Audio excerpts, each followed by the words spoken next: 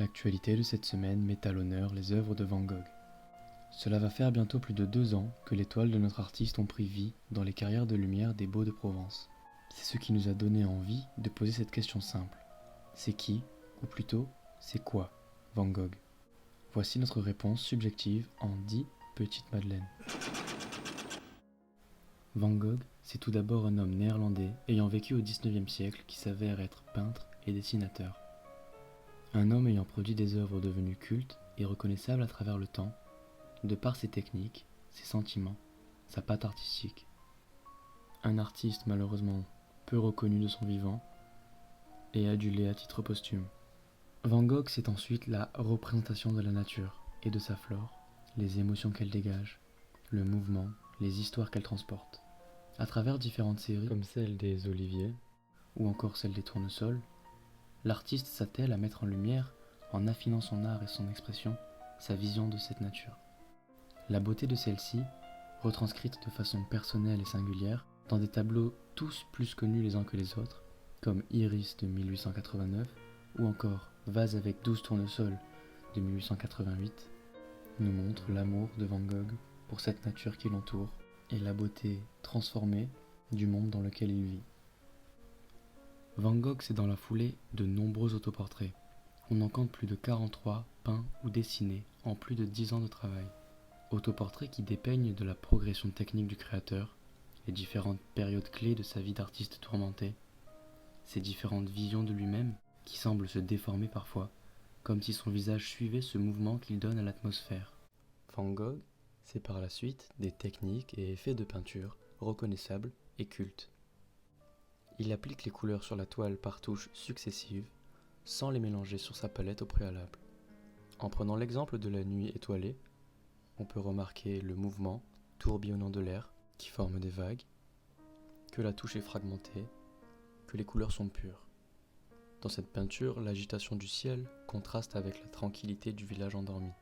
C'est ce même mouvement, accompagné de l'application particulière de la peinture, qui peuvent être retrouvés dans de nombreuses œuvres de Van Gogh.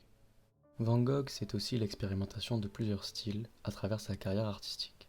Il finira par créer un style qui lui est propre, et il décrira intimement que les peintures ont le pouvoir de représenter l'émotion et qu'elles ne sont pas qu'une imitation de la réalité. Il sera bercé par différents mouvements artistiques, et il contribuera aussi à l'élaboration et l'influence de nombreux autres mouvements. Van Gogh, c'est dans la continuité l'impressionnisme. Étant un artiste fortement marqué par ce mouvement qu'il découvre à Paris, sans pour autant en respecter les codes. L'impressionnisme qui est un élan artistique et esthétique qui célèbre la modernité et le plein air, les couleurs vives, la notation rapide.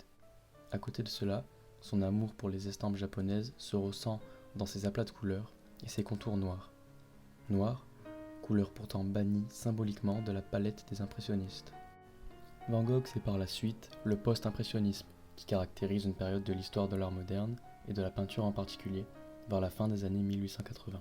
Ce n'est pas un courant, mais le constat pressenti par la critique que l'impressionnisme est arrivé à ses limites, laissant place à de nouveaux styles et mouvements. Le post-impressionnisme est l'ensemble de ces courants artistiques, comme le néo-impressionnisme, le symbolisme, le mouvement nabi, etc. Vincent Van Gogh avait pour ambition de révolutionner la peinture. Il refusait le naturalisme. Van Gogh admire la volonté de dépasser la représentation de la réalité, et à travers ses tableaux, il rêve d'exprimer plus qu'une image, mais ses sentiments. Van Gogh, c'est aussi le japonisme, style qui se développe en France, surtout dans la seconde moitié du XIXe siècle, avec l'ouverture du Japon à l'Occident. Les maîtres japonais comme Hokusai et Hiroshige l'inspirent. Il achètera ses premières reproductions à Anvers et transmettra son goût pour cet art asiatique à son frère Théo. Les deux réuniront plus de 400 œuvres qui sont aujourd'hui au musée Van Gogh d'Amsterdam. À Paris, Van Gogh s'interrogera sur la grande qualité esthétique de cet art par rapport à ses propres travaux. Il exécutera alors plusieurs copies, des crépons japonais. Il continuera tout au long de sa vie et finira même par dire à son frère dans une lettre que, je cite, « Tout mon travail est un peu basé sur la japonaiserie ». Cette fascination pour le Japon ne le quittera jamais. Van Gogh, c'est encore des copies d'œuvres. Non seulement Vincent Van Gogh aime contempler les reproductions des œuvres, mais il aime en réaliser lui-même. Il réalisera sa première dans sa période de Saint-Rémy de Provence, où il copiera une lithographie de la Pietà d'Eugène Delacroix.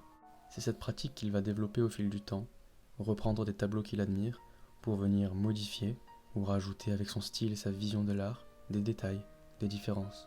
Il exprimera même que l'interprétation de l'artiste est la contribution principale d'une œuvre. Van Gogh, c'est pour finir une mort le 29 juillet 1890, à l'âge de 37 ans, d'un suicide mal engagé.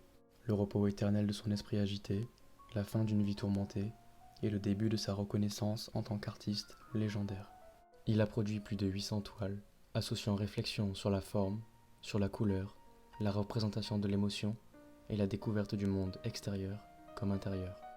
Tout au long de sa vie et de sa carrière d'artiste, il adressera des lettres à son frère Théo, où il viendra expliquer, commenter ce qu'il fait, ce qu'il apprend, ce qu'il découvre.